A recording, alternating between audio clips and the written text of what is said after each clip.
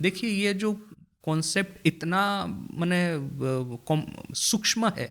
एक और लोग कहते हैं कि यदि ईश्वर की कृपा पे ही सब कुछ निर्भर है तो मुझे तपस्या करने की क्या ज़रूरत है, मेहनत करके अपने विल पावर को, अपनी संकल्प शक्ति को बढ़ाने की क्या आवश्यकता है। बस मैं आराम से आनंद में तमस में डूबा हूँ, डूबा रहूँगा।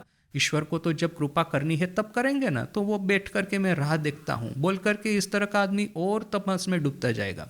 दूसरी ओर एक आदमी है, माने उसको तो कुछ होने ही नहीं वाला है। फिर एक दूसरी ओर एक आदमी है, तपस्या पे तपस्या किया ही जा रहा है, किंतु मन के भीतर में ना एक तरह का अहंकार प्रकट होता है कि मैं तपस्वी हूँ और दूसरे लोग निकम्मे है। ये ब्रह्मवादी महाशय के बारे में इस तरह से तो कोई बात किताब में तो नहीं लिखी, किंतु मैंने अपनी नज़रों से ऐसे साधकों को देखा है। रूटीन बहुत अच्छा है, लाइफ में डिसिप्लिन बहुत है, खाने पीने पे संयम भी काफ़ी है, पढ़ाई लिखाई में भी अच्छे हैं।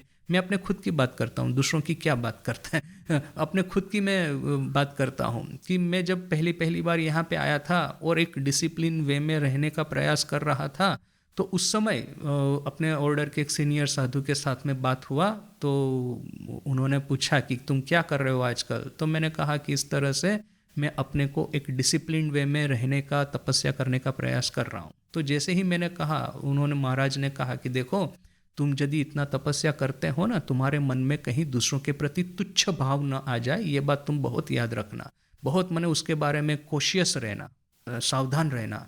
तो मैंने सोचा तपस्या करके घमंड आ जाए, दूसरे लोग तुच्छ है, ऐसा कैसे हो सकता है। एक्चुअली घमंड के विरोध में तो हमको तपस्या करनी है ना, ये एरोगेंस आ न जाए मन के भीतर में, इसलिए तो तपस्या करनी है।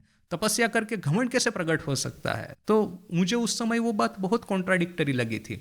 ये मेरे संघ में ज्वाइन करने के बहुत ही प्रारंभिक दिनों की ही बात थी। तो उस समय तो मुझे समझ में नहीं आया, बाद में मैंने देखा कि नहीं, यह बात बिल्कुल सही है। थोड़ा बहुत तपस्या करने से भी ना भीतर में से एक तरह का घमंड प्रकट होता है कि मैं तपस्वी हूँ और दूसरे लोग निकम्मे हैं। मैं इतना प्रतिदिन सुबह मंगल आरती में आ जाता हूँ टाइम पे, वो सोता रहता है। मैं इतना स्टडी करता हूँ, उसमें एक पैसे का भी अकल नहीं है, एक भी छोटी छोटी पॉकेट बुक पढ़ के वो यहाँ पे बैठा है। तो वो प्रत्येक स्टेप पे ना तपस्या एक माया जाल की तरह है। माया जाल हमको इतना इजीली नहीं छोड़ने वाली। संसार में तो है, हमको दिख रहा है कि मैं माया में फंसा हूँ, किंतु एक बार साधना करेंगे ना तो माया 1000 गुना सूक्ष्म रूप धारण करके हमारे सर पे आके बैठ जाएगी। ऐसे में कितने साधकों को देखा है, तपस्या कर रहे हैं और भीतर भीतर में से अहंकार भी है कि मैं तपस्वी हूँ और बाकी लोग किसी काम के नहीं।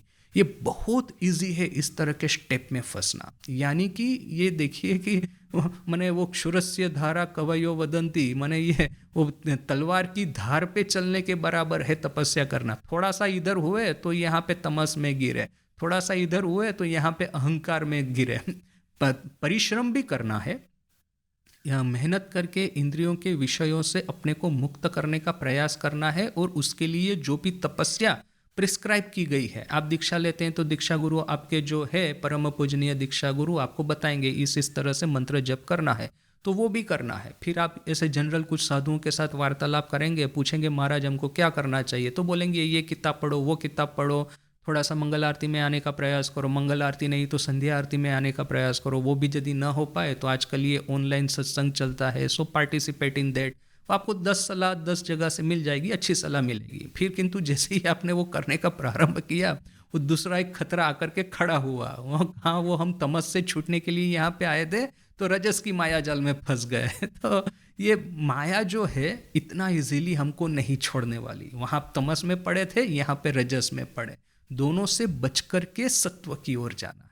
So this is the most complicated thing here.